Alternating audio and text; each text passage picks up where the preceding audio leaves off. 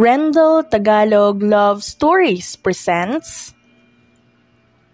Sino ba kasi nakaisip ng kalokohan na to? Bakit kailangan ko pang iwanan yung trabaho ko sa Maynila at magtungo sa masukal at nakakaitim na lugar na to? Reklamo ni Kathy sa mga pinsan niyang si Ginger, Krisha, Sapphire, Lilian, Garnet, Alija, Gianna, Karen, Doja at Danica. Nakasakay sila ngayon sa maliit na bangka patungo sa nag-iisang isla, kung hindi saan uso ang kuryente o signal.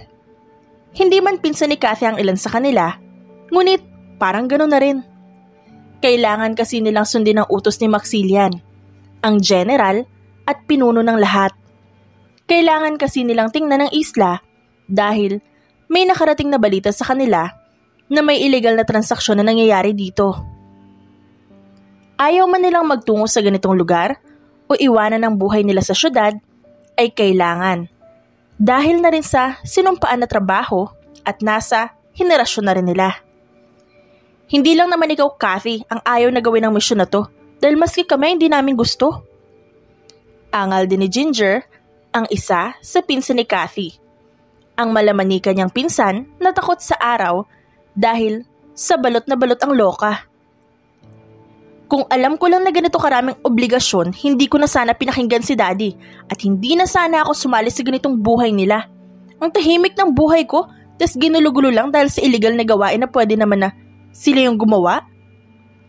Sabi naman ni Krisha, ang kapatid ni Ginger, ang kabaliktaran ni Ginger dahil sa morenang balat dahil mahal na mahal nito ang araw. Alam nyo, wag na lang kayong magreklamo dahil wala naman tayong magagawa kundi sundin ang utos ni Kuya Maxillian dahil siya ang boss natin. Singit naman ni Lilian, ang nerd ng pamilya, ngunit hayok naman sa paggamit ng matatalas na armas. Suot man ito ang makapal na salamin, ay hindi naging hadlang ito upang hindi mapuntirya ang kalaban. Ang dami nyo namang sinasabi, hindi nyo siguro binasa ang report na binigay ni Maxillian, no? Pagtatanong naman ni Alija sa lahat, ang nag-iisang babae na mahilig sa lalaking ayaw naman sa kanya. Ako, nabasa ko dahil bored ako kaya pinagdiskitahan ko na. Singit din ni Sapphire, ang hayok naman sa alak at kahit painumin yata ng isang drum na alak ay kaya pa rin itong makipaglaban at maglakad ng tuwid.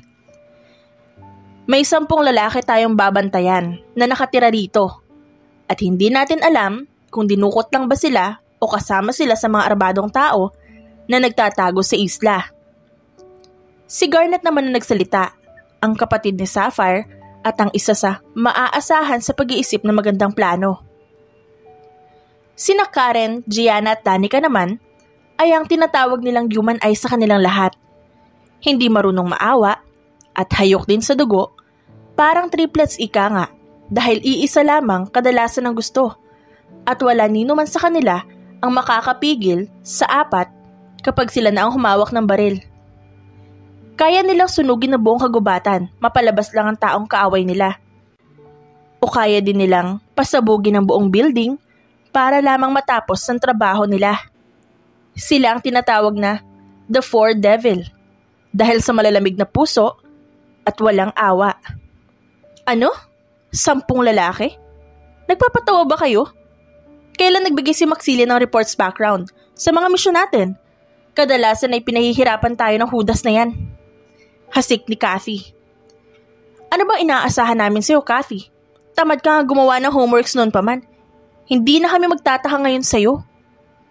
Napairap na sabi ni Ginger. Mga ineng, pwede bang manahimik muna kayo? Alam kong magaganda kayo pero kanina pa kasi sumasakit yung ulo ko sa inyo. Hindi nyo ba alam na ang islang yan ay madilim at delikado? Kadalasan ay hindi na makakalabas ang papasok dyan. Huwag niyong sasabihin na hindi ko kayo binalaan, ha? Sabi pa ng matandang lalaki na nagsasagwa ng bangkang sinasakyan nilang lahat. Bakit niyo po nasabi na hindi na uuwi ng buhay nagbabakasyon dyan? Tanong ni Sapphire sa matanda. Nakikita man nila mula sa kinaroroonan nila ang isla, ngunit alam nilang malayo pa rin sila. Dahil ilang beses na akong Naghatid ng mga nagtangka dyan at ni isa ay walang bumalik. Hanggang dyan lang ako sa maliit na bato na yan na pwedeng magbaba ng pasahero at kayo na ang bahala kung paano kayo makakarating sa mismong isla. Bakit po kaya, Manong? Tanong muli ni Cathy at itinaas pa ang bagong bili na iPhone 15, ngunit sa kasamaang palad ay walang signal ang cellphone niya.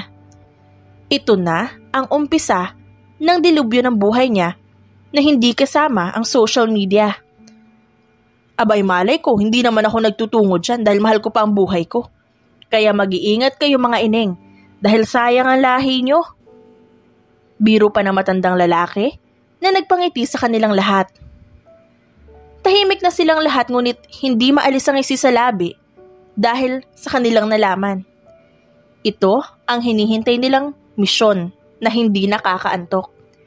Ang misyon nagugunaw sa natutulog nilang buhay. Simula na magkaroon sila ng tungkulin sa batas, mga maliliit at madadaling misyon na ibinigay sa kanila. Nararamdaman niyo ba ang nararamdaman ko? Nakangising sabi ni Cathy nang makita ang bukana ng kagubatan na kailangan nilang lagpasan.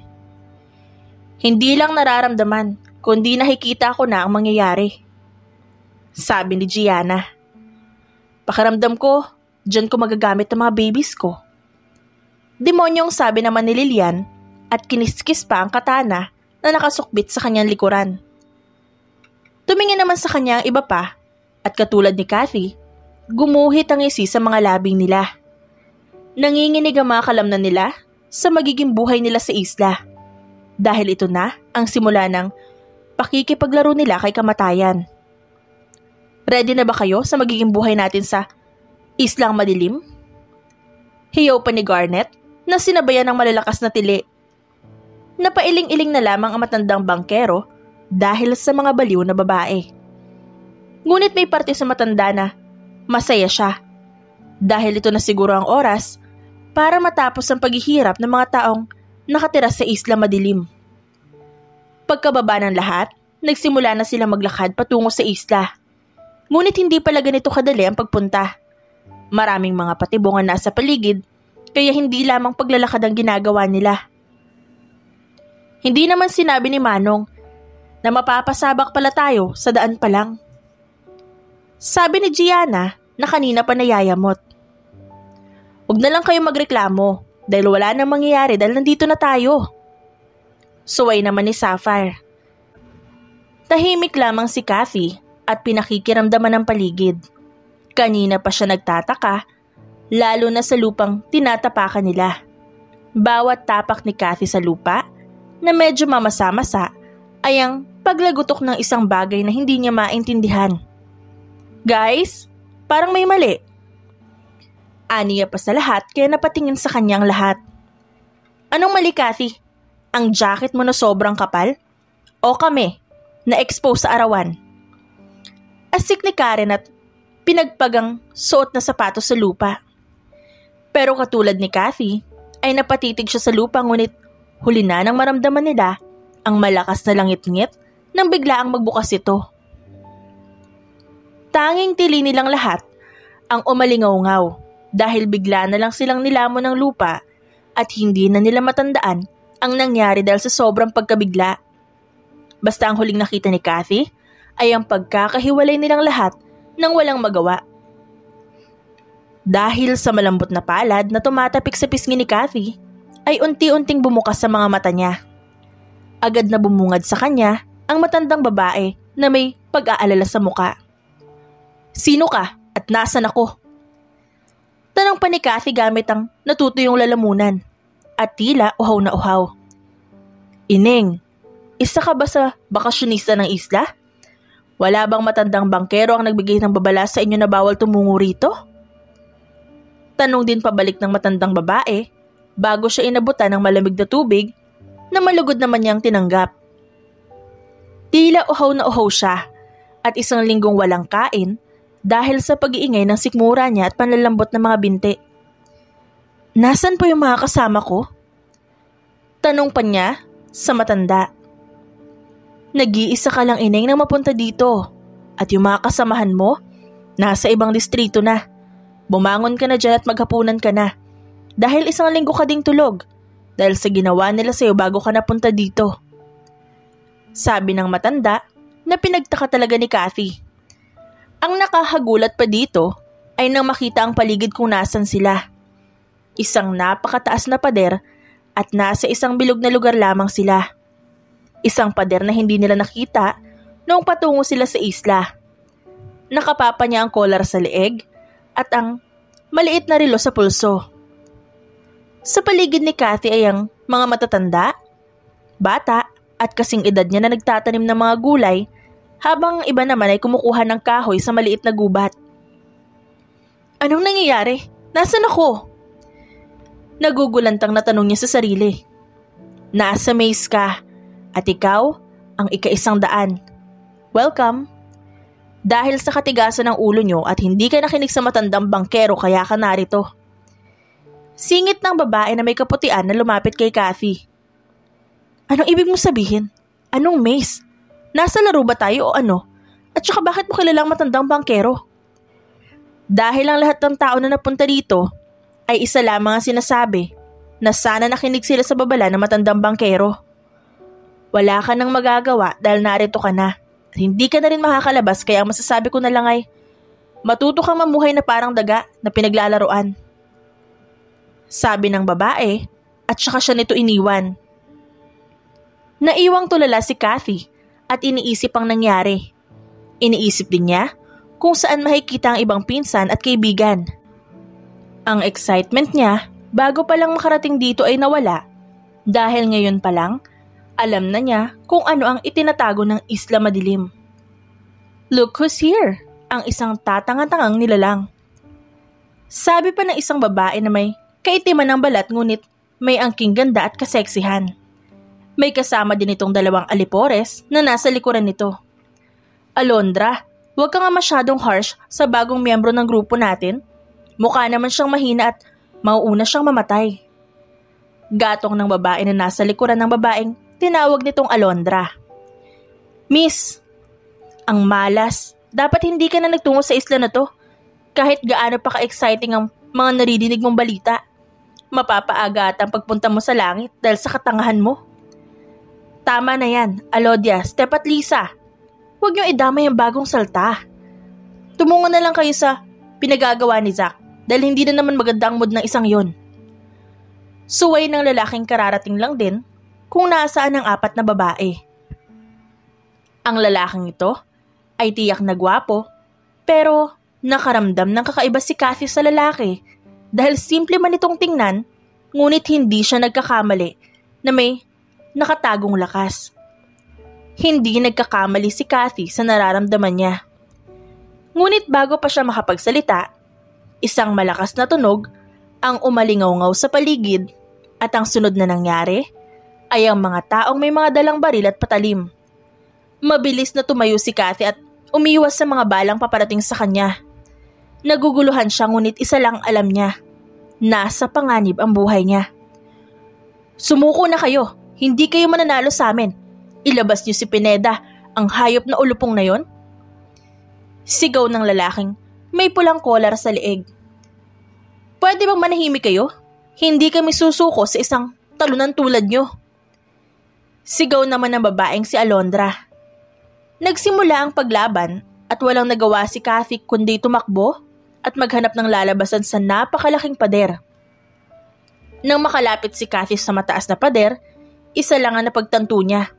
Walang madadaanan. Sa palagay mo ba makakawala ka sa lugar na ito, babae? Huwag ka nang umasa dahil maski kami hindi makaalis. Sabi ng binata na nakahiga sa itaas ng puno. May takip na sombrero ang muka kaya hindi makita ni Kathy ang muka nito. Sino ka? Pwede mo ba sabihin sa akin kung saan ang daan palabas sa lugar na to? Lakas loob na tanong ni Kathy sa lalaki. Ba't ko naman sasabihin sa'yo? Hindi ka ba natutuwa sa laro ngayong araw?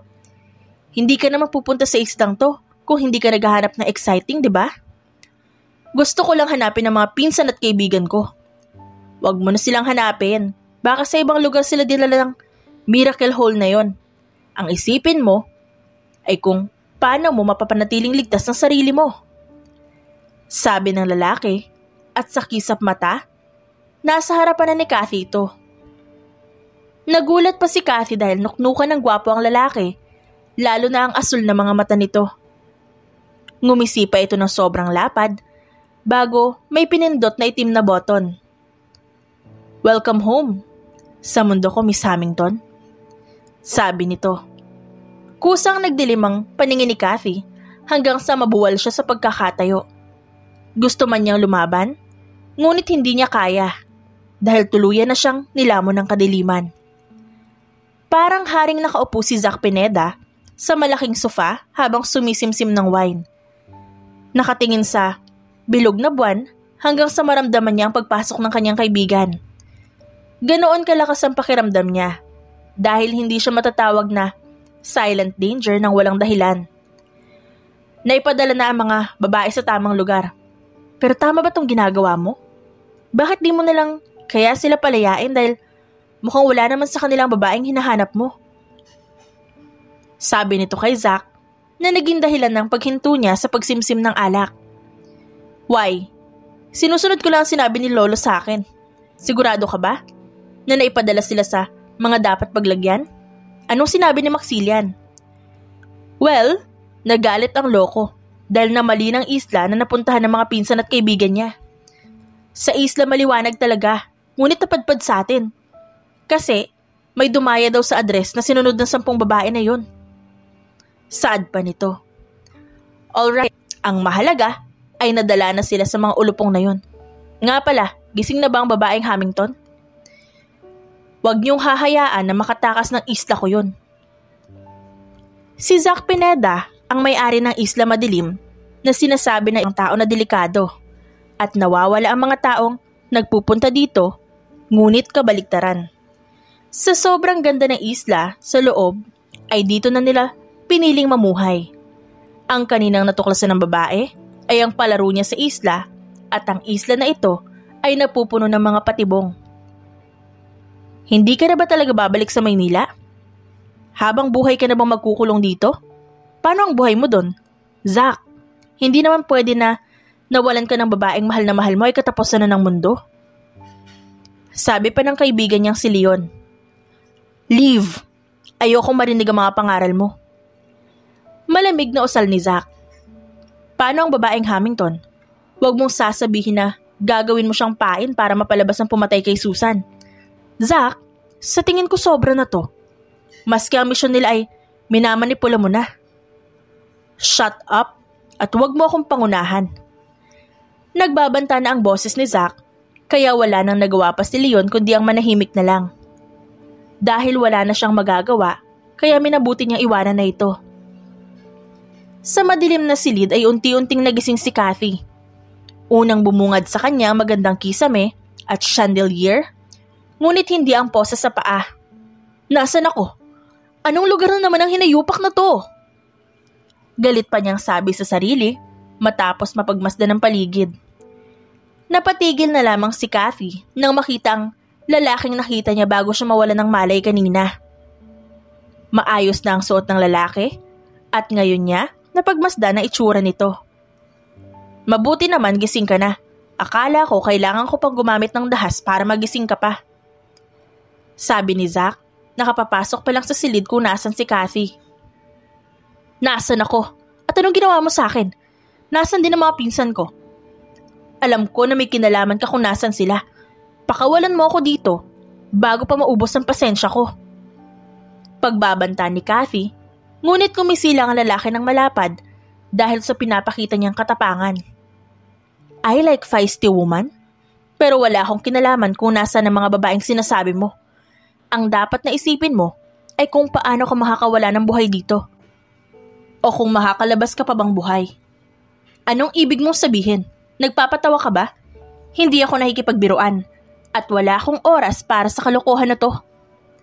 Sa tingin mo ba makakalaya ka sa akin? Kilalang kilala kita simula ulo hanggang talampakan mo, miss. Kung gusto mo pang makita ang buhay o ligtas sa mga kaibigan mo, kailangan mong pumayag sa gusto ko." Sabi ni Zack. "Sa tingin mo ba ay pinaniniwalaan ko ang mga sinasabi mo? Hindi kita mapagkakatiwalaan dahil hindi naman kita kilala. Narito ako sa islang to dahil sa misyon ko at hindi para makipaglokohan sa'yo. Mabuti pa ay sabihin mo sa akin kung ano ang sikreto ng isla dahil baka matuwa pa ako sa'yo. Asik ni Kathy at pilit binabaklas ang kadena sa paa, ngunit nasugatan lamang ang paa niya. That's useless dahil hindi ka makakawala dito. Pakawalan mo ko dahil hindi mo kilala ang kinakalaban mo. Hindi mo kilala ang binabangga mo. Sa tingin mo ba ay hindi gagawa ang pamilya? Si Maxillian Hamilton ba ang tinutukoy mo? Paano kung sabihin ko sa'yo na siya ang nagpadala sa'yo dito? Napanganga si Kathy sa narinig sa lalaki. Dahil imposible yon. Dahil hindi magagawa ni Maxillian ang sinasabi ng lalaking nasa harapan niya. Ang kaninang mukha ni Kathy na malambot ay paunti-unting kinakain ng galit. Bakas na bakas ang matinding galit sa mga mata nito. Parang baril na tatama sa sentido ni Zack sa maling galaw lamang nito. Hindi ako naniniwala sa'yo dahil hindi kami ipapahamak ng pinsan ko. Tantanan mo ako sa kasinungalingan mo dahil hindi ako natutuwa sa'yo. Kanina ka pa nunuot sa ugat ko. Hindi ka lalabas ng silid na to hanggat hindi ka pumapayag sa deal na gusto ko. Pero ito ang tatandaan mo. Hindi ka makakalabas dito. Dito ka lang hanggang sa matuto kang sumunod sa akin dahil sa islang ito ako ang batas. Madiing sabi ni Zack bago niya iniwan ang babae. 3 araw simula na ikulong si Kathy sa isang silid habang nakakadena din ang paa niya. Dinadalhan naman siya ng pagkain, ngunit hindi niya ito kinakain. Bagkus, hinahayaan niya lamang ito. Hanggang sa sumapit ang gabi at tahimik na ang lahat, inilabas ni Kathy ang tinidor na kinuha niya doon sa babaeng naghatid ng pagkain sa kanya. Ginamit niya ito upang subukan gamitin upang alisin ang kadena sa paa niya. Hanggang sa ilang beses niya itong inulit at napagtagumpayan niyang makawala. Kahit duguan ang paa ni Kathy, ay tinuloy pa rin niya ang pagtakas. Dumaan siya sa nakabukas na veranda, ngunit nasa 2nd palapag siya. Dala ng kagustuhang makatakas, tinalon niya ang railings ng veranda, palipat sa malaking puno. Napasinghap siya ng maramdaman ng matulis na sanga na tumama sa kanyang hita. Hanggang sa makababa siya ng ligtas at paika-ikang nagtago sa malagong damo nang makita ang 2 babae na papadaan. Sinuri pa niya ang sugat at may kalaliman nito. Gamit ang laylayan ng suot na damit niya, pinunit niya ito upang itali sa sugat.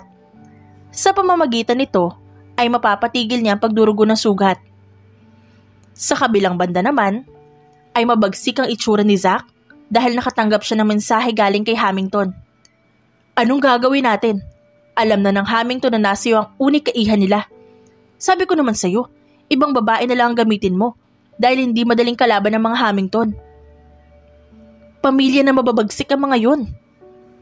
Sabi ni Leon. Hindi ko hahayaan na makawala sa akin si Kathy Hamilton. Dahil siya makakatulong sa akin para mapalabas ang mga hayop na pumatay sa girlfriend ko. Pero bakit siya, Zack? Anong meron kay Kathy Hamilton? Dahil baka hawig siya ni Rebecca, ganun ba? Sa isang iglap, umangat si Leon dahil sa pananakal ni Zack. Makakapatay ang itsura ng binata dahil sa itsura nito nang banggitin ng kaibigan ng pangalan ng babae. Bakit? Totoo naman ah. Totoo ang sinasabi ko, hindi ba? Kamukha ni Kathy ang babae mo. Gusto ko lang sabihin na hindi mo ka ni Rebecca ang minahal mo. Kinuha lang niya mukha ng Hamilton na yon. Matapang na sabi ni Leon kahit na nahihirapan na siya sa pagkakasakal ni Zack. Manahimik ka, Leon. At ayoko makarinig ng kahit anong tungkol kay Rebecca. Nagkakaintindihan ba tayo? Babala nito. Sa kalayuan sa kanila ay ang babaeng nagngangalang Alondra ang papunta. Pawis na pawis ito dahil hindi biro ang tinakbo ng dalaga. Zack, nakatakas ang babae. Sabi nito. Parang kidlat na tumakbo si Zack nang marinig yon. Hindi na rin niya napigilan ang iilang mura na lumabas sa isipan niya. Nagngingit-ngit siya sa galit dahil sinuway siya ng babae. Dahil hindi ito madaling pasunurin. Pag-akyat niya sa 2nd palapag, wala na nga ang dalaga. Pero nagtungo siya sa veranda at nasipatan niya ang pulang likido sa puno.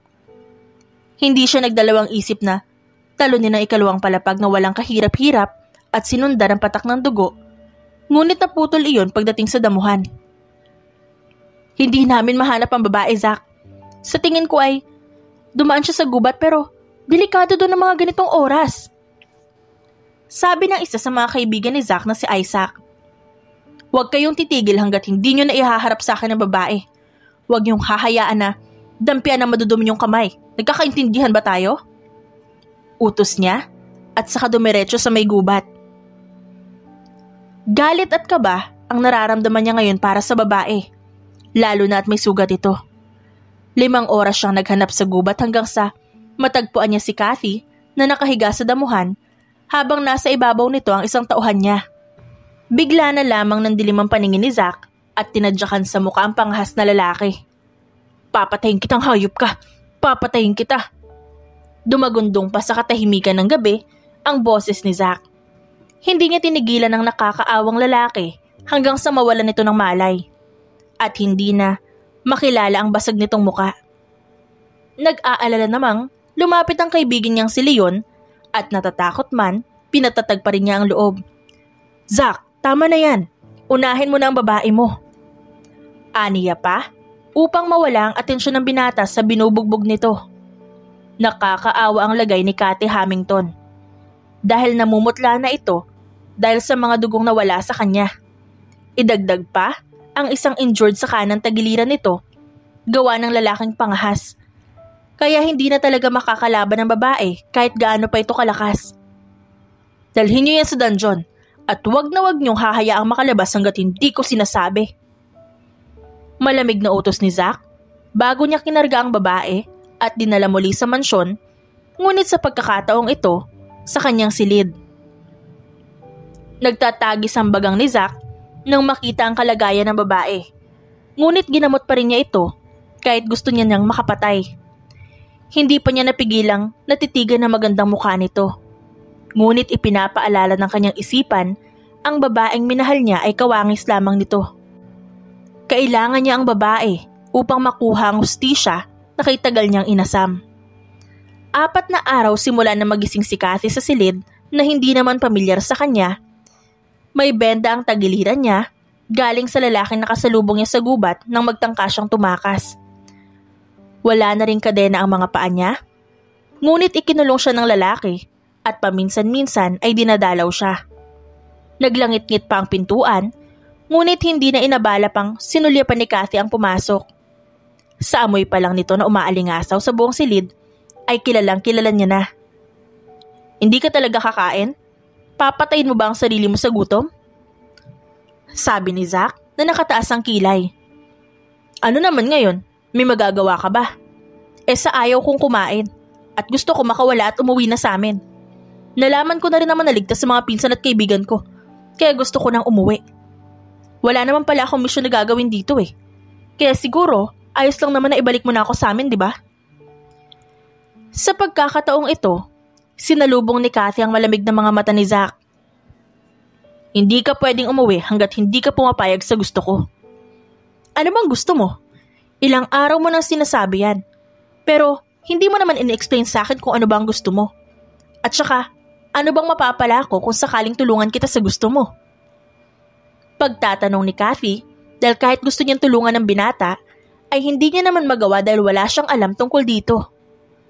Pakiramdam ni Kathy ay marami itong tinatago, lalo na ang pulang pintuan na pinag-uusapan ng 2 katulong na naghatid sa kanya ng pagkain araw-araw.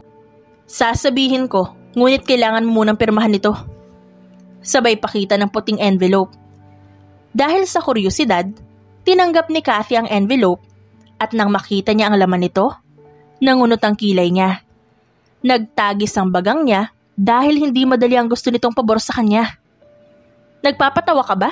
Gusto mong pakasalan kita? Bakit? Hindi yun ganun kadali para sabihin ko sa'yo. Magpapaanal naman tayo kapag nakuha ko na ang gusto ko. Malamig na sabi ni Zack. Spill it, Zack Pineda. Sabihin mo sa akin ang plano mo at iisipin ko kung matutulungan ba kita. Gusto kong mahuli ang taong pumatay sa nobya ko. Simpleng sabi ni Zack. At anong kinalaman ko sa paghuli mo sa kanila? Kailangan mo ba ng asawa dahil sa... No way! Nanlalaki ang mga mata ni Kathy nang mapagtanto ang gusto ng lalaki nasa harapan niya. Hindi naman siguro nito iniisip na gagawin siyang pain upang mapalabas sa mga taong pumatay sa nobya nito. Nagpapatawa ka ba? Gagamit ka ng babae dahil lamang doon? Bakit hindi mo hayaan na batas ang umayos sa kaso ng ex mo? Ba't kailangan mong ilagay ang batas sa kamay mo? Tanong ni Kathy na hindi nagustuhan ng binata kaya nandilim ang mukha nito. Hindi mo ako naiintindihan. Kasi hindi mo pinaiintindi. Kailangan kita dahil alam kong kaya mo ipagtanggol ang sarili mo. May isang traidor sa buhay ko na palihim akong sinasaksak kaya gusto kong palabasin ang taong ito. Dahil gusto ko siyang pagbayarin sa mga ginawa niya sa akin, sa nobya ko at sa pamilya ko. Kitang-kita ni Kathy ang matinding sakit at galit sa mukha ng lalaki. Nakaramdam siya ng awa dahil kahit paano ay buo ang pamilya nila. Hindi man kailanman nagkaroon ng problema dahil palaging may solusyon ng mga ito. Anong magagawa ko kapag tinulungan kita? At anong makukuha ko sa'yo? Tanong ni Kathy, kaya nakuha niya lalo ang atensyon ng binata. Kalayaan. Kalayaan na makukuha mo, Kathy Hamilton. Hindi rin nagtagal ay pumayag si Kathy sa gusto ng lalaki. Gusto nito na maging substitute bride siya ng binata. Kapag nakuha na nito ang hustisya na gusto, ay maghihiwalay na sila ng landas. Sana lang ay tama ang desisyon ni Kathy dahil kapag pumalpak ito, hindi na niya alam pa ang gagawin. Isang buwan na rin simula nang mangyari ang deal nila. Pero wala pa rin nangyayaring kakaiba. Sinanay na muna ni Kathy ang buhay sa isla at noong una ay hindi madali dahil wala siyang koneksyon sa labas ng isla. Look who's here! Ang malanding babae na ibinigay ang sariling katawan para lamang pakasalan. Sabi ni Alondra na ilang araw na rin siyang pinipeste simula nang malaman ng mga ito na asawa na niya ang pinapangarap nila. Look who's here! Isa ding babaeng hindi pinili. Sikmat ni Kathy. Anong sinabi mo? Hindi porket asawa ka na ni Zack ay mag-aastang reyna ka na rito. Lumugar ka, Kathy Hamilton, dahil sinasabi ko sa'yo, hihiwalayan ka rin ni Zack. Nagpupuyos ang damdamin ng babae kaya mas lalo lamang natuwa si Kathy. Hihiwalayan? Paano niya ako hihiwalayan? Kung siya nga halos ang magmakaawa sa akin para pakasalan ko lamang siya. Nang iinis pang sabi ni Kathy. Sinungaling, sa tingin mo ba hindi namin alam na inakit mo siya? Anang alipores ni Alondra. Mas lalo lamang lumawak ang pagkakangisi ni Kathy dahil isa sa gusto niya ay ang pakikipagbangayan sa babae. Napapawi kahit papaano ang inip niya sa isla dahil sa mga babaeng ito na nasa harapan niya. Siya nga ang nang-akit sa akin eh. Hindi niya ba sinabi sa inyo na hinalikan niya ang mga paa ko para lang pakasalan ko siya? Ito ang tinatawag na love at first sight na hindi mo mararanasan, Alondra. Panunuya ni Kathy. Pero panandalian lamang ang saya niya nang maramdaman niya ang matigas na braso na yumakap sa bewang niya. Nang lingunin niya ito, nakita niya si Zack na nakangisi habang nakataas ang isang kilay. Talaga ba, Kathy? Talaga bang hinalikan ko ang paa mo at nagmakaawa ako? Bulong pa nito na nagbigay ng matinding kilabot sa dalaga. Zack, anong ginagawa mo rito? Narito ka ba upang makita ako? Nababaliw pa na tanong ni Alondra na nagpangiwi kay Kathy. No. Malamig na sabi ni Zack, kaya hindi napigilan ni Kathy na matawa dahil sa pagkapahiya ni Alondra. Pero totoo ba na ikaw ang nagmakaawa para lang pakasalan niya? Zack, kung tinatakot ka ng babaeng ito, pwede mo namang sabihin sa amin eh. Or sa akin, para matulungan kita. Sabi pa ni Alondra at sinubukang hawakan si Zack ngunit umiwas ang binata. Zack, nandito ako. Dagdag pa ni Alondra sa pagsusumamong boses. Yes. Matipid na sabi ni Zack na nagpatigil sa kanilang lahat. Hindi napigilan ni Kathy ang mapatingin sa lalaki dahil sa pakiramdam niya ay nabingi siya sa sinabi nito. Anong ibig mo sabihin? Nagmakaawa, lumuhod, at hinalikan ko ang mga paa ni Kathy upang pakasalan ako. Happy? Saad ng lalaki na nagpalaglag sa panga ni Kathy.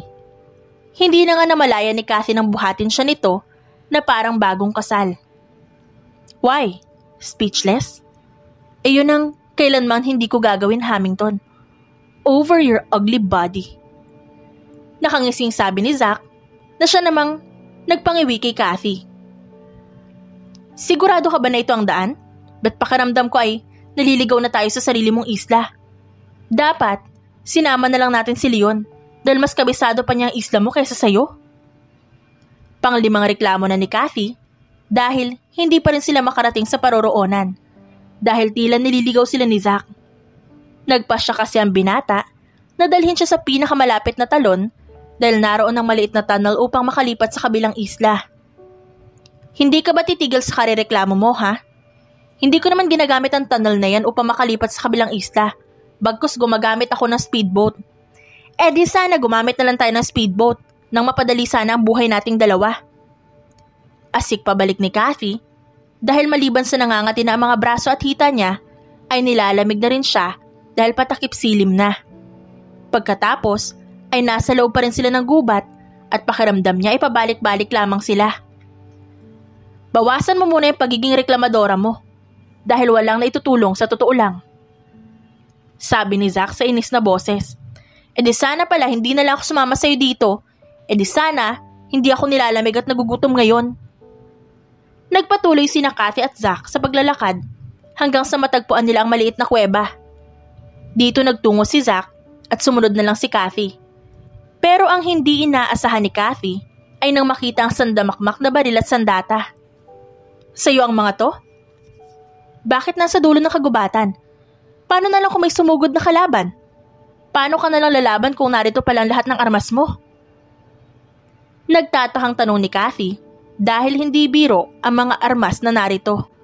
Pero ang hindi alam ni Kathy ay ang nagtatakang mukha ni Zack habang pinagmamasdan ng buong paligid dahil wala siyang alam kung sino ang nagpatayo ng kuweba na ito na puno ng armas.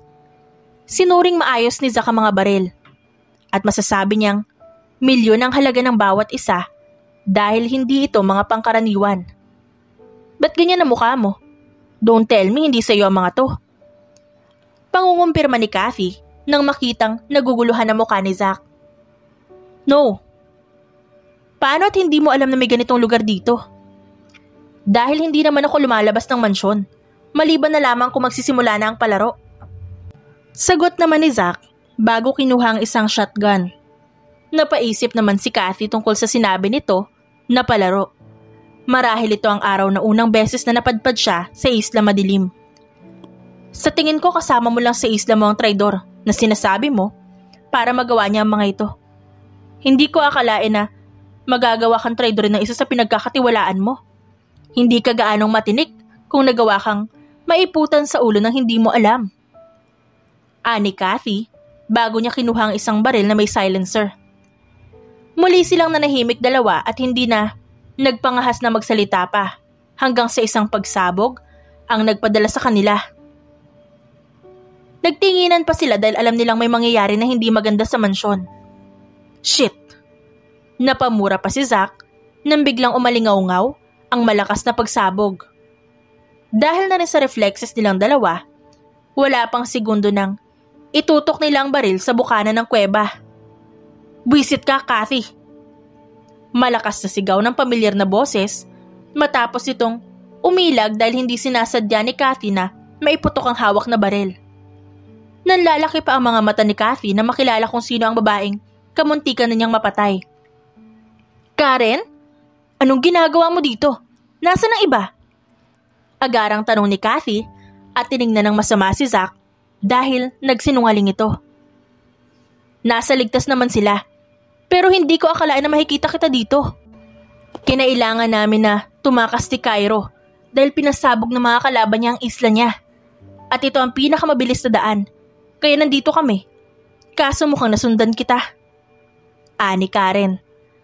Sabay pa silang napatingin nang magsisigaw ang kasama ni Karen na binata dahil sinuntok lamang ito ni Zack sa panga. Hindi namin sinasadya na madala dito ang gusto akong patayin, okay? Wala na kaming choice, kaya dito na kami dumaan. Pero sa mga oras na ito mukhang sira na rin ang isla mo, kaya kailangan na nating umalis. Sabi ng lalaki na may basag na labi. Isa kang malaking tinik sa lalamunan ko, Cairo. Pinahamak mo ang mga tauhan ko. Hindi ko sinasadya. Wala na talaga kaming madadaanan dahil maski ang mga speedboat ay sinira nila. Kaya bago pa sila makarating dito, kailangan na nating makatakas. Sabi ng lalaki at basta na lamang kumuha ng baril at ganoon na din si Karen. Wala na silang plano pang sundin ang sinabi ng dalawa nang bigla na lamang may mga armadong lalaki ang pumasok sa loob ng kuweba at pinaputokan sila. Kanya-kanya sila sa pagtatago upang hindi matamaan. I told you, narito na sila, kaya kailangan na nating tumakas. Sigaw ng lalaking si Cairo bago pinaputokan ng mga kalaban na malapit sa kanya. Humanda ka kapag nakalabas na ako sa isla na to. Sisiguraduhin ko ang kumpanya mo naman ang pasasabugin ko. Nagbabantang sabi ni Zack at saka kinuha ang speedboat na malapit sa kanya. Zack, wag naman. Hindi ko naman sinasadya eh. Hindi rin ako makahingi ng tulong kay Hunter dahil nakalipat na ito sa syudad. At saka hindi ko rin siya matawagan. Paliwanag naman ng lalaki bago sinalo ang susi ng speedboat. Nakatunga nga lamang si Kathy dahil hindi pa rin maprocess sa isip niya ang nangyayari. Kundi lamang sila nagtagpo ng tingin ni Zack. Baka gusto mong sumakay. Ayoko pang mabiyudo ng maaga at hindi pa nga natin nagagawa ang honeymoon. Nakangising sabi ni Zack. Nagtatanong ang mga mata ni Karen, ngunit hindi na niya nasagot iyon. Dahil mas dumami pa ang kalaban sa loob ng kuweba, kaya mabilis nilang pinaharurot ang speedboat. Totoo nga ang sinabi ng lalaking si Cairo. Sira na ang isla dahil nasusunog na ito at madami na ang mga taong lumilikas. Kumapit ka ng maayos kung ayaw mo mahulog at maiwan sa gitna ng dagat, babae. Pagpapaalala pa sa kanya ni Zack. Hindi alam ni Kathy kung bakit bigla na lamang niya niyakap si Zack at bigla na lamang niya naramdaman ang pagbilis ng tibok ng puso niya. Tama nga ba itong ginawa niyang desisyon na tulungan ng binata sa paghahanap ng hustisya para sa babaeng minamahal? O mas dapat siyang mag-alala dahil iba na ang sinasabi ng kanyang puso? Isang oras din bago nakarating sina Zack, Kathy, Cairo at Karen sa ligtas na lugar. Hindi na alam ni Zack ang nangyari sa Isla Madilim dahil wala naman siyang pakialam dito. Narito siya ngayon sa isa pang mansyon na nasa gitna ng kagubatan. Malayo sa bayan, kaya hindi rin basta-basta pinupuntahan ng mga tao. Naupo si Kathy sa isang upuan na gawa sa kawayan dahil hindi na niya kaya ang panlalambot. Lumapit din sa kanyang kaibigan na si Karen. Hinawakan ng isang kamay ni Kathy. Alam ko ang iniisip mo, Karen. Nagkakamali ka. May dilang kami kaya ginagawa ko to. Kailan ba nagsinungaling ang mga mata mo, Kathy? Alam kong alam mong naguguluhan ka na tungkol dyan sa nararamdaman mo. Pero ingatan mo pa rin ang puso mo. At huwag mo ipagkakatiwala sa tulad niya. Babala ng kaibigan. Di lang talaga to at wala nang iba pa. Pagmamatigas niya, kaya wala na lamang sinabi si Karen at tahimik na sumama sa binatang si Cairo upang magtungo sa mansyon. Naiwan si Kathy na nakatingin lamang kay Zack na busy sa pagkalkal ng kung ano. Wear this, alam kong nilalamig ka na. Sabay bato ng puting polo. Matapos nun ay wala nang naging usapan sa pagitan nila. Dito sila nagpalipas ng gabi bago nagpasya si Zack na muling bumalik sa buhay nito sa Maynila. Hindi na niya nakita pa si Zack simula nang pumasok sa puting pintuan. Nag-iwan lang din ang binata ng pagkain sa kusina at pagkatapos ay daig pang sementeryo sa sobrang tahimik. Hanggang sa mapansin ni Kathy ang lalaking papasok sa pintuan at walang iba kundi si Leon na may dugo sa damit. Leon, bakit ngayon ka lang? At saka buti naman at nagawa mo makaligtas. Salubong niya sa lalaki. Ngunit ang hindi inaasahan ni Kathy ay nang maningkit ang mga mata nito nang makita ang baril sa tagiliran niya. Anong problema? May tama ka ba ng baril? Nasa itaas si Zack at nagpapahinga. Aniya pa kahit ramdam niya ang awkwardness nilang dalawa, na dati naman ay hindi ganito. Isa si Leon sa nakasama niya sa isla at naging kaibigan na rin niya. Kaya nagtataka siya kung bakit parang nag-iba ang binata. Tell me, Kathy, ba't narito ka pa? Tanong pa nito na nagpataka kay Kathy. Anong ibig mong sabihin? Hindi kita maintindihan, Leon. May tsansa ka na para makaalis sa lugar na to at makauwi sa pamilya mo, pero bakit nandito ka pa din? Nakita mo na rin ang kaibigan mo, di ba? Bakit pinili mo pa rin na manatili sa tabi ni Zack? Tanong nito na nagpatigil kay Kathy. Ngayon lamang pumasok sa isipan ni Kathy ang tungkol dito. Ngunit maski siya ay hindi alam ang isasagot. Bakit? Asawa niya ako at may deal kaming dalawa. Iyon na lamang ang lumabas sa bibig ni Kathy. Sa tingin mo ba iniisip pa ni Zack ang tungkol sa deal niyo? Ang mahalaga lamang sa kanya ang hustisya na gusto niyang makamit. Pero may hindi ka pa alam kung bakit sa dami ng babae ay ikaw ang napili niya. Mas lalong lumalim ang palaisipan na yon. Anong ibig mong sabihin? Ngunit hindi na natuloy pa ni Leon ang sasabihin nang maramdaman nila ang presensya ni Zack na pababa ng hagdan. Madilim ang muka at tila galit at iisa lamang ang tingin nito sa kamay na tangan ni Leon. Anong ginagawa niyong dalawa sa ganito kalalim na gabi?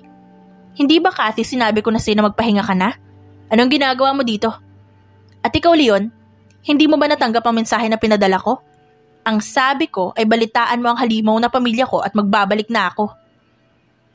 Sabi ni Zack sa malamig na tono na nagpakilabot sa dalawa. Zack, paano ang isla? Hindi ba ang sabi mo ay umalis na ako sa isla? Ngayon umalis na ako. Ba't mo tinatanong yan? Paano ang tungkol kay Rebecca? Wag mo nang ituloy to, Zack, dahil nakuha mo naman ang hustisya na hinahanap mo. Sabi ni Leon. Pero hindi nakitaan ng kahit anong emosyon si Zack. Bagkus, bumaba ito at lumapit kay Kathy. At saka, hinila ang babae upang matanggal ang pagkakahawa kay Leon. What the hell are you saying? Ilang taon na ako naghahanap ng siya, pero hindi ko mahanap, tapos sasabihin mo sa akin na hanap mo na? May gigil na sabi ni Zack, base na rin sa paghipit ng kapit nito sa bewang ni Kathy. Zack, hindi siya si Rebecca. Madiin na sabi ni Leon at saka niya sinulyapan si Kathy. I don't care. Pero wag na wag mo akong pangunahan dahil hindi mo magugustuhan ang gagawin ko. Pagbabanta pa ni Zack. Binabalaan kita, Zack. Walang baho na hindi aalingasaw. Pagkasabi ni Leon ng salitang yon, ay wala na itong alinlangan na naglakad palayo. Hindi na rin nagsalita ng kung ano-ano, ngunit isa lamang ang naging palaisipan kay Kathy kung bakit nito sinabi na hindi siya si Rebecca. Sino nga ba ang tinutukoy ng lalaki? At higit sa lahat, sino ba si Rebecca? Don't mind him. Wag mong isipin ang sinabi niya dahil poprotektahan kita at higit sa lahat, hindi ko hahayaan na iwanan ako. Bulong ni Zack at mas lalong hinigpitan ng pagkakayakap sa kanya. Anong sinabi mo? Pangungumpirma pa ni Kathy dahil hindi niya inaasahan ang sasabihin nito. Bigla na lamang tumibok ng sobrang bilis ang puso niya at nanigas mula sa pagkakatayo. Lalo na nang maramdaman niya ang labi ng lalaki sa gilid ng liig niya. Wag na wag ka makikipag-usap sa lalaki sa susunod. Dagdag pa nito, bago siya binitiwan at muling bumalik sa ikalawang palapag nang walang iba pang sinasabi. Tulala habang namumula si Kathy dahil iba ang epekto nito sa kanya. Isang linggo na ang nakakalipas na makabalik si Kathy sa syudad. Ngunit hindi pa rin niya nadadalaw ang pamilya. Nakausap na niya si Maxillian at nasa maayos na kamay naman ng mga pinsan niya at kaibigan. Pinababalik na rin siya ni Maxillian ngunit tinanggihan niya ito dahil kailangan siya ni Zack. Simula din noon, naging kakaiba na ang trato sa kanya ni Zack. Mas naging madikit at possessive ito. Tulad ngayong gabi na kailangan nilang dumalo sa welcome party ng binata. Heto siya at kasama si Zack habang inaayusan siya ng dalawang bakla. Dapat na ba ako maghanda ng ataol ng mga lalaking titingin sa'yo ngayong gabi? I really hate this. Sabi ko ay, ipaalam ang pagbabalik ko. Hindi ko sinabing ipag-party nila ako. Naiiritang sabi ni Zack. Bakit mo naman kailangan maghanda ng ataol kung pwede naman silang tumingin? Biro ni Kathy, ngunit dumilim ang mukha ni Zack. At hindi naman nila ako mahahawakan o magiging kanila. Alangan pa niyang dagdag. I still don't like it. Sabi pa nito at siya namang paglabas ng dalawang bakla na nag-aayos kay Kathy at muli siyang kinabig ni Zack at basta na lang siniil ng halik sa labi. Nakaawang lamang ang labi ni Kathy hanggang sa lubayan ni Zack ang labi niya na namula pa dahil sa pulang lipstick sa labi ng binata. Sweet. Nangaakit pang sabi ni Zack na mas lalong nagpapula sa mukha ni Kathy. Hanggang makarating si Zack at Kathy sa venue, ay hindi mawala ang ngisi sa labi niya dahil sa babae. Hindi niya inaasahan na sasaya ang buhay niya dahil sa babae na kailanman ay hindi niya naramdaman kahit kanino man. Kinuha pa niya sa gilid ng bewang ang maliit na baril at saka niya hinila ang binti ni Kathy. Ano sa palagi mong ginagawa mo? Gulat na gulat pang sigaw ng dalaga at pilit binabawi ang hita. Why? Wala akong gagawin sa'yo. Gusto ko lang na ilagay ito sa'yo dahil hindi natin alam kung anong kapahamakan ang naghihintay sa atin sa party na yan. Sabi ni Zack, gamit pa ang inosenteng muka. Ganun ba? Dapat kasi sinabi mo sa akin at ako na ang naglagay. No, I can do this. At saka niya, sinimulang ilagay ang lagayan ng baril sa hita ni Kathy at doon isinaksak ang maliit na baril at iilang bala. Pinasadya niya ang damit ng dalaga upang madali itong makakilos kung sakali man na humarap sila sa problema. Hanggang sa makarating sila sa mismong venue at unang bungad sa kanila ang mga matang tila ng huhusga. Ngunit taas noong nagakad si Kathy, sa lahat habang nakakapit sa braso ni Zack. Maligayang pagbabalik Mr. Pineda. Ilang taon ka rin hindi nagpakita sa amin. Kamusta ka na at sino itong babae na napakaganda? Tila nang huhubad pang tingin ng matandang lalaki na lumapit kina Zack at Kathy. Hindi ka pa rin pala nagbabago Mr. Douglas. Manyakis ka pa rin. Mahina, pero sabi ni Zack, sa matanda kaya namula ito sa pagkapahiya. Excuse me. Sabi pa nito bago naglakad paalis. Hindi talaga magandang ideya na magtungo dito.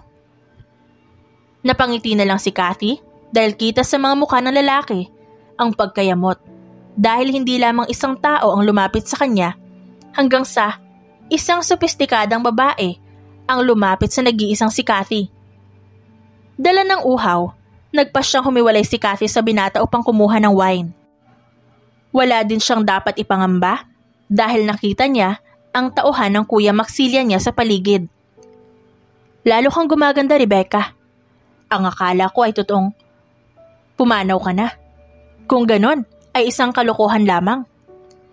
Sabi ng matandang babae na bigla na lamang sumulpot at kumuha ng wine glass. Ano ibig mong sabihin, madam? Pero salamat kung sa palagay mo ay maganda ako. Magalang pa niyang sabi, kahit na may pagkasarkasam ang pagkakasambit. Ngunit, kaysa mainis ang ginang, ay mas inilapit pa nito ang mukha sa dalaga. No, this can't be happening. Bulong ng matandang dalaga. Hindi ikaw si Rebecca. Pero bakit kamukha mo siya? Isa ka ba sa kakambal niya? Hindi ako nagkakamali dahil hindi ikaw si Rebecca. So it is true. Napatay na si Rebecca. Ngunit bago pa masagot ni Kathy ang tanong ng ginang, nang biglang mamatay ang ilaw sa venue. Dahil alerto si Kathy, naramdaman niya ang paglapit ng tao sa kanya at akmang sasaksakin siya kaya mabilis siyang umiwas. Sigawan at tulakan ang nangyari sa loob ng venue kaya hindi naiwasan ni Kathy ang matamaan sa mga ito kaya minabuti niyang tumungo sa fire exit. Wala pa ring ilaw kaya umaasa siya sa liwanag ng buwan na nanggagaling sa mga bintana. Saan ka pupunta sa palagay mo, Rebecca? Sabi ng tao sa likuran niya at naramdaman din niya ang malamig na bagay na dumikit sa sentido. Naitaas niya ang mga kamay dahil isang kalabit lang ng lalaki ay tiyak na sabog ang bungo niya. Hindi ako si Rebecca. Huwag mo nga akong lokohin dahil kitang-kita ng dalawang mata ko kung paano ka nakatakas ng gabing yon sa mga dumukot sa'yo. Hindi kita hahayaan na mapunta ka ulit kay Pineda dahil hindi mo pa nababayaran ang utang mo sa akin. Usal ng lalaki kasabay ng paglingon ni Kathy ay ang pagbubukas ng ilaw. Sumalubong sa kanyang lalaking makisig kahit may pilat ito sa kanang muka. Ngunit, nangunot pa ang makakapal nitong kilay na makita siya. Hindi ikaw si Rebecca. Naisatinig ng lalaki. Nang mapansin ni Kathy ang pagka-distract nito, sinamantala niya iyon at sinipa niya gamit ang paa ang hawak nitong baril.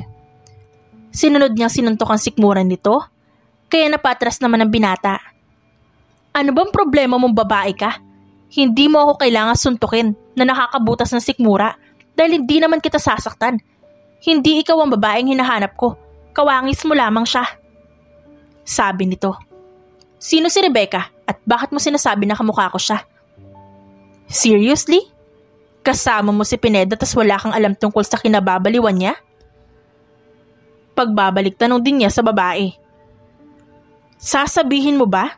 O baka gusto mong dagdagan ko pa ang sakit ng katawan mo? Pagbabanta ni Kathy at nagtaas na lamang ng 2 kamay ang binata bilang pagsuko. Inilabas ang cellphone at halos magunaw ang mundo niya nang makita ang sinasabi ng mga ito. Kawangis niya ang babae. At hindi basta lang kawangis dahil sa unang tingin ay iisipin mong siya. Ngunit kapag tinitigan, ay dito palang may isip na ibang babae ang nasa larawan. Mukhang nagustuhan ka lang ni Pineda dahil kawangis mo ang babaeng inakala kong buhay. Sabi ng lalaki. Para namang binuhusan ng malamig na tubig si Kathy dahil ngayon lamang nag-sink in sa kanya ang lahat. Isang butil ng luha ang pumatak sa kanyang mata dahil sa sakit na nararamdaman. What the hell, Kathy? Kanina pa kita hinahanap. Ang akala ko na paano ka na. Sulpot bigla ni Zack habang may tanga ng isang baril.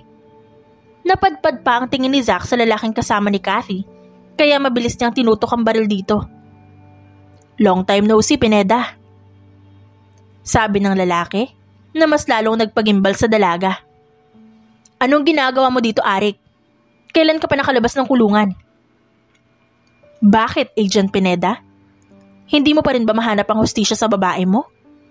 Ayaw mo pa rin bang maniwala na isa sa mga kaibigan mo ang pumatay sa babae mo? Hindi ka pa nakontento at kumuha ka pa ng babae na kamukhang kamukha niya. Ganun ka na ba kadesperado at hindi mo makalimutan si Rebecca? Niloko ka lang ng babaeng yon dahil hindi ikaw ang ama ng pinagbubuntis niya nang mamatay siya. Sabi ng lalaki. Shut up. Wala kang alam. Galit na sigaw ni Zack. Wala din alam ang babaeng ito pero dinamay-damay mo? Bakit hindi mo nalang tanggapin na niloloko ka ng babaeng yon at ang kamatayan niya ang karma sa lahat ng ginaga?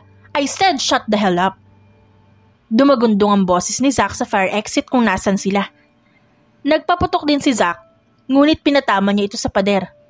Hanggang sa mapansin niya ang dalaga, natulala at panayang agos ng luha. Kathy. Tawag pa niya sa pangalan ng babae na may takot dahil sa tingin nito na wala ng buhay ngayon. Totoo ba? Isang katanungan na hindi niya alam kung kaya niyang sagutin.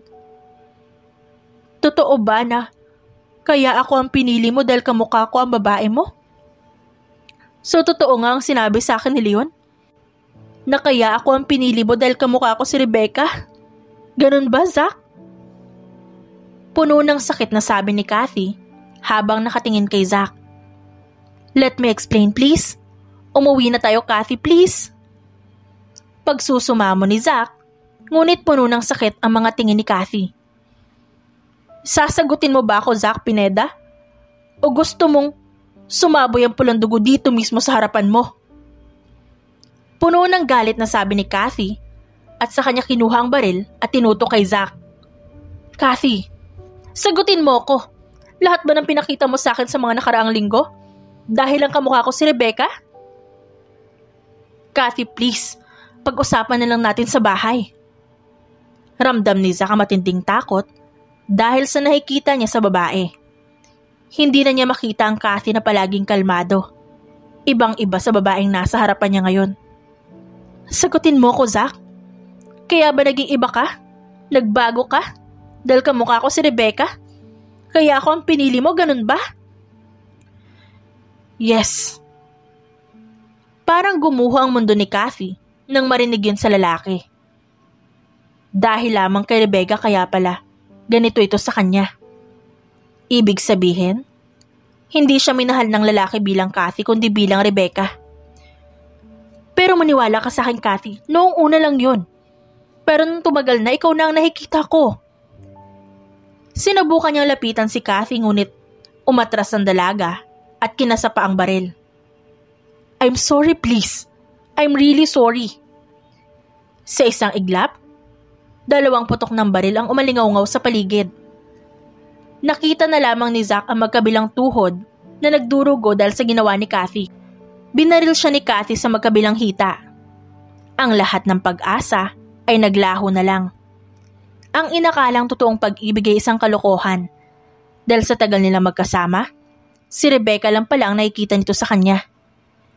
Kinabukasan, kahit duguan pa at maraming tama si Zack, ay pinuntahan niya si Kathy sa kampo ng mga Hamilton. Simula nang umalis si Kathy ng gabing yon, ay wala na siyang narinig pa. Sinubukan niyang kausapin si Maxillian, ngunit suntok lang binigay nito sa kanya. Sir, please, pwede ko ba makausap si Kathy? May gusto lang ako sabihin sa kanya. Pagsusumamo ni Zack sa ama ni Kathy na si Ivo. At naroon din ang matandang Hamilton na si Fagan. Hindi mo makakausap si Kathy, Pineda, dahil nasaktan ang anak ko sa ginawa mo. Mabuti pa at umuwi ka na dahil nagsasayang ka lang ng oras dahil hindi ka haharapin ni Kathy. Sabi ng ama ni Kathy na si Ivo. Sir, gusto ko lang sabihin na hindi ko sinasadya nangyari.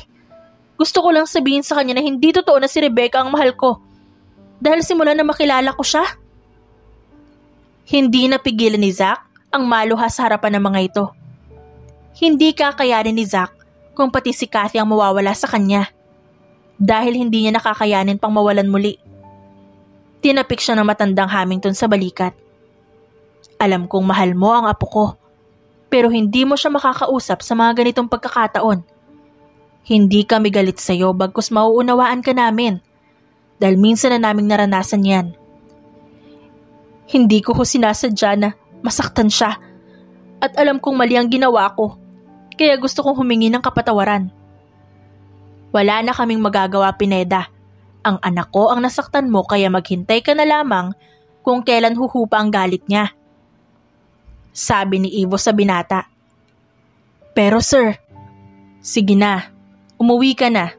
Nagdurugo na ang mga sugat mo. Hindi kami galit sa iyo, okay? Hintayin mo lang na kumalma ang anak ko at saka lumuhod. Huling sinabi ni Ivo.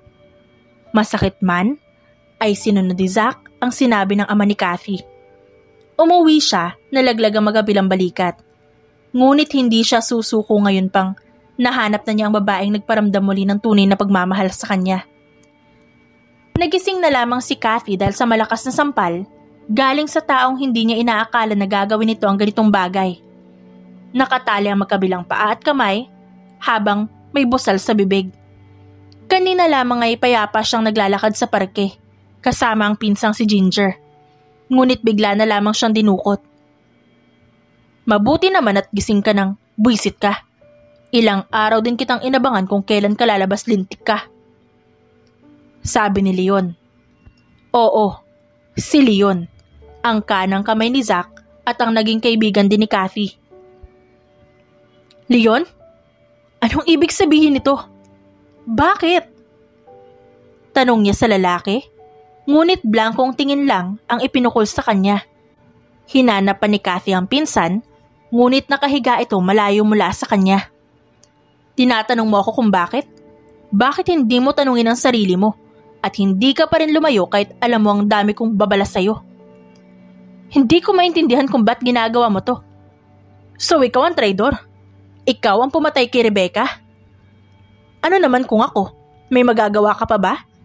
Hindi ko hahayaan na makausap pa si Zack pagkatapos ng araw na to. Malamig na sabi ni Leon bago kinasa ang hawak na baril. Bakit?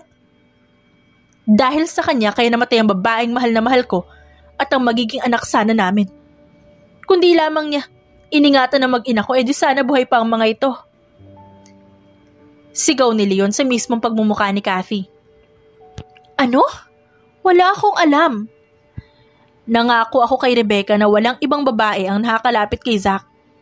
Pero bigla ka nalang pumapel. Pero tutuparin ko ang pangako ko kay Rebecca na habang buhay mag-iisa si Zack. Nanlalambot si Ginger habang hawak ang matigas na kahoy na ipinukpok nito sa ulo ni Leon. Kaya nawalan nito ng malay. Ayos ka lang ba? Puno ng pag-aalalang tanong ni Ginger matapos alisin ang pagkakatali niya. Ngunit hindi pa sila nakakalabas ng abandonadong building nang humandusay si Ginger habang nagdurugo ang ulo nito at nawalan ng malay. Sa tingin mo ba matatalo niyo ako ng ganun lang? At saka niya hinila si Kathy sa buhok at walang awang kinaladkad palabas. Leon! Umalingaw-ngaw pa ang sigaw ni Zack sa katahimikan ng gubat. Puno ng dugo si Zack at ang iilan ay mukhang tama ng daplis mula sa bala. Zack, mabuti naman at nandito ka na. Sa totoo niyan, papatayin ko na si Kathy. Tamang-tama, narito ka. At tulungan mo ako. Baka magalit si Rebecca sa'yo. Sabi nito na tila nababaliw na. Leon, ibigay mo sa akin ngayon si Kathy. Sigaw ni Zack. Bakit? Hindi mo ba alam na magagalit si Rebecca sa gusto mo? Mas lalong hinigpitan ni Leon ang pagkakasabunot, kaya mas lalong napapiksi si Kathy. Ibigay mo na sa akin si Kathy, Leon, please. Patay na si Rebecca at walang may gusto na nangyari. Sabi ni Zack na puno ng pagsusumamo. Tama ka. Patay na si Rebecca. Kaya hindi ko hahayaan na maging masaya ka habang ako nagdurusa. Ani Leon at saka biglang kinasa ang hawak na baril. Bago pa pumutok ang hawak na baril ni Leon, ay tumama na ang baril na pinutok ni Maxillian mula sa likuran ni Zack. Unang tumama sa kanang dibdib ni Kathy ang bala bago ito tumama kay Leon. Parang binuhusan ng malamig na tubig si Zack sa nasaksihan. Halos hindi siya makagalaw na makitang bumagsak sa lupa si Kathy ng duguan. Sa isang iglap, naisakay na ni Maxillian ng pinsan at dinala ito sa ospital. 3 araw nang hindi mapaghiwalay sina Zack at Kathy. Simula na magising ang dalaga, ay hindi na niya iniwan pa ang dalaga. Hindi naman galit ang ama ni Kathy dahil kilala nila ang lalaki dahil dati itong agent, ngunit umalis ito dahil sa pagkamatay ng dating nobya. Zack, please lang, may kamay ako at isa pa, hindi na masakit ang tama ko. Kaya ko na humawak ng kutsara. Reklamo ni Kathy dahil maski sa pagsiselfone, ang lalaki ang gumagawa. Pati pagpunta sa banyo, ay karga siya nito kahit na ang balikat lamang nito ang tinamaan ng bala. Habang si Leon naman ay nasa mental health hospital. Dahil tuluyan ang nasiraan ng baitang lalaki. Ito rin pala ang may pakana ng kaguluhan sa Isla Madilim. Kahit sa kaibigan pa nitong si Cairo. Pati na rin si Ginger na asawa ni Hunter, ang isa sa kaibigan niya ay nadamay. Hayaan mo akong pagsilbihan ka. Pero kaya ko nga, hindi ako baldado o paralisado.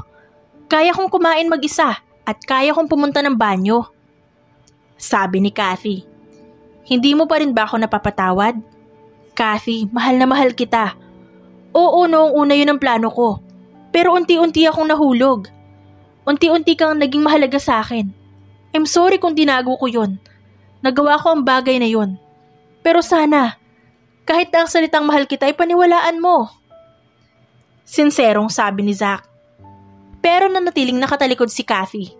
Hindi pinapakita kung gaano kalaki ang ngiti sa labi niya. Hindi na siya galit. Bagkus, masaya siya dahil sa mga nalaman mula sa kanyang daddy at lolo. Mahal mo ako, di ba? Oo naman. Mabilis na sagot ni Zack. Bakit hindi ka pa nagpo-propose? Akala ko ba mahal na mahal mo ko? Akala mo ba, hindi ko nakita ang pulang maliit na box sa bulsa mo?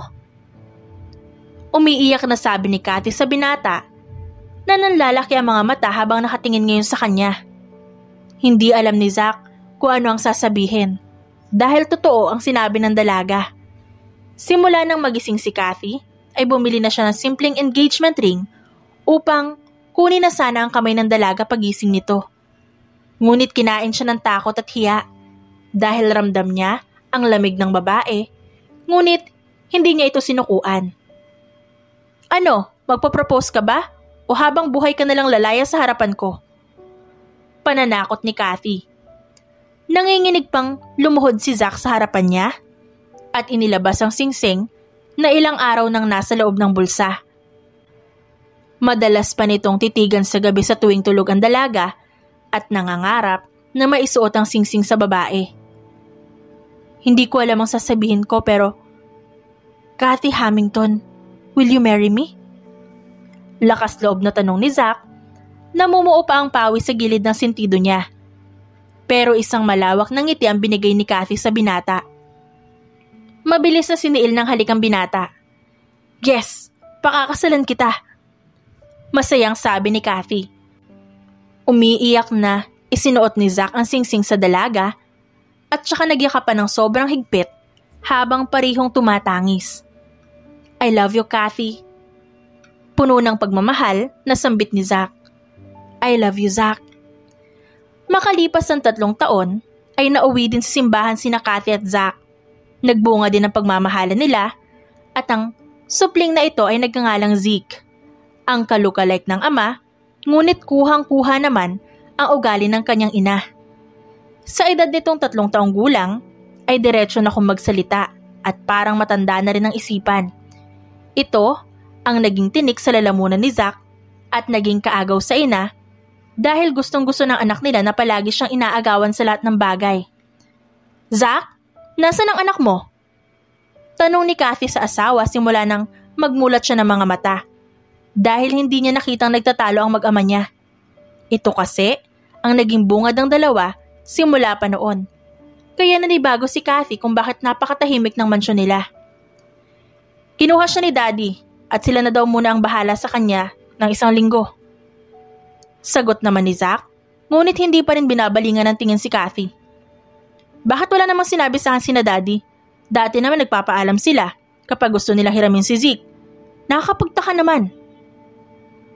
Mahinang bulong pa ni Cathy dahil hindi niya maisip kung ano ang magiging dahilan kung bakit kukunin ng anak niya nang ganito kaaga at wala pang abiso sa kanya. Mas magtaka ka dahil 1 taon na tayong walang loving-loving. Maawa ka naman sa akin, love. Hayaan mo muna ang tinik na yun kina Daddy nang masolo naman kita. Reklamo ni Zack na siyang nagpangiti naman kay Cathy. Matapos kasi niyang makapanganak ay nasubsob siya sa pag-aalaga at bumalik din siya sa trabaho kaya nawalan siya ng oras sa asawa. Mabuti na lamang at maintindihin si Zack kaya hindi pa sila nagkaroon ng problema. Naglakad patungo si Cathy sa asawa at umupo sa kandungan nito.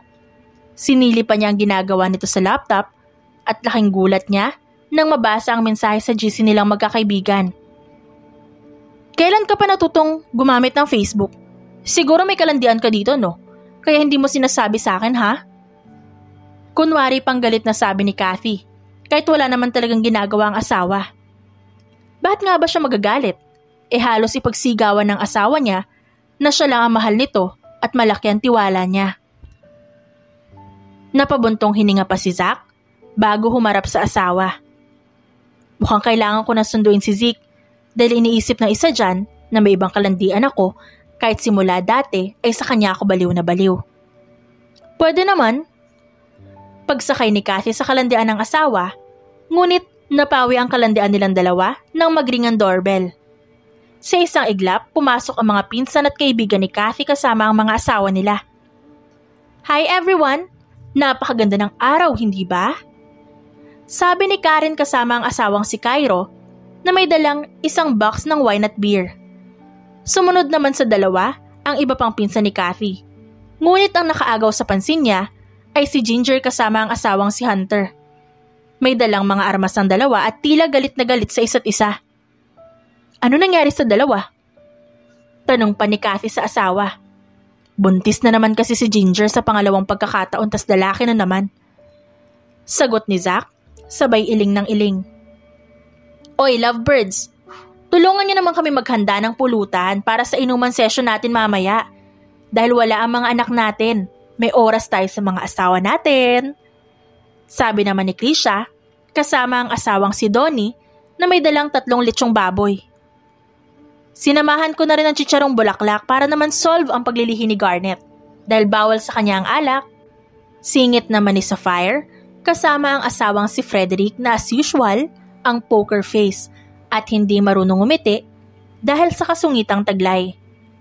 Ang lahat ng Hamilton cousins ni Kathy ay may iba't ibang dala habang ang mga kaibigan naman niya ay samalang ng loob ang ambag. Hanggang sa magsimula na ang bonding nilang lahat. Tawanan at halakhakan ang maririnig sa garden na Kathy. Dahil matapos ng 3 taon, ay ngayon lang sila muli magbabonding. Naging busy na kasi sila sa kanya-kanya mga buhay. Alam niyo ba, problema ko ang anak ko. Pagsisimula ni Garnet sa lahat. Paano naman, napakagaling ng umasinta sa murang edad. Naka-4 ng girlfriend. Tapos lahat sila ay gustong panindigan ng anak ko. Kundi lang sana babaero ang lintik na siya na yan. Hindi mamanahin ang anak ko. Ani Garnet, bago kumuha ng chicharon at nginuya ito. Naalala ko rin ang anak kong si Jade. Alam niyo ba ang ginawa ng loko? Nag-set up ng time bomb sa bakura namin. 4 na oras din ata bago kami nakawala ni Frederick. Buti na lang buo pa rin kami. Hindi lang naman kayo may problema. Ang anak kong si Dabby, sumama sa daddy ko sa misyon nito. At in-injure niya lahat ng kalaban ni daddy. Kaya ayun, hindi na daw siya makakaulit. Sabi nito na pinagtaka ng lahat. Hindi ba maganda yon? At least alam mong sunod sa lahi mo ang anak mo. Hindi niyo ako naiintindihan guys. Ang anak ko walang awa at mas lalong walang awa sa mga lalaki. Si Frederick lang ang mahal nun. Maski sa kaibigan niyang lalaki, ay daig niya pang meron sa init ng ulo. Paano siya makakapag-asawa kung ganun siya? Napaisip bigla si Kathy. Dahil ang anak niya ata ay behave dahil wala pa itong ginagawang kalokohan. Dahil pamimese sa ama niya ang inaatupag ng anak. Ngunit, sa galing sa ibang bagay ay hindi niya pa ito nakikitaan. Pero pagkaraan ng 4 na oras na masaya silang nagiinuman, bumulaga lamang sa kanila ang mga anak nila na nagsitalunan sa napakataas na gate. Nangunguna sa kanilang lahat ang anak ni Kathy na nakasuot pa ng spice outfit. Walang iya? Hindi ba sinabi ko doon ka muna kina Daddy Long mo? Ano ginagawa mo dito? Ipapaalala ko lang sa'yo, Zeke, binayaran kita ng 1 milyon para lang sa isang gabi. Buliyaw ni Zach. Hindi ko kaya daddy na makita kang kasama si mami. Kaya na sa'yo na ulit ang pera mo. Dahil pinamana sa akin ni Daddy Long ang kumpanya niya. Mas mayaman na ako sa'yo. Kaya lumayo ka na kay mami bago ko pindutin ang baril ko. Pagbabanta ng anak nilang, daig pa ang 10 taong gulang kahit ang liit-liit pa. Nagtawa na ng lahat dahil sa kakulitan ng mga anak nila. At sa huli, natapos ang pagsasaya nila, kaya pinanood na lamang nila ang magagandang fireworks habang buo at kasama ang kanilang buong pamilya. The end. At dyan nagtatapos ang ating kwentong pinamagatang The Agent's Substitute Bride, written by Lady Precious.